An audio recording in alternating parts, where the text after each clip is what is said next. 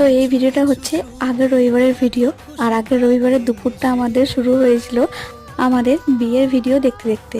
আর যখন এই ভিডিওটা হচ্ছিল তখন যেন মনে হচ্ছিল এই সেই তো কদিন আগেই আমাদের বিয়ে হলো, আর এখন প্রায় 2 বছর হতে চললো। আর কিছু মাস পরই কিন্তু আমাদের 2 বছরের ম্যারেজ অ্যানিভার্সারি কমপ্লিট হবে।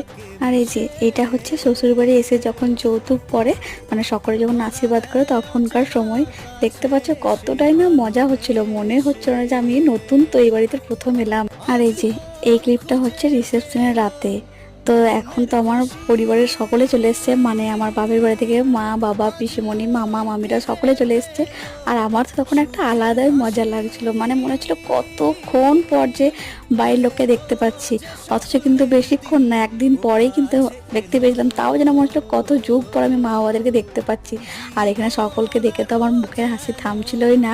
তো আজকের মিনি ব্লগটি এখানেই শেষ করছি। সকলে ভালো থেকো, টাটা।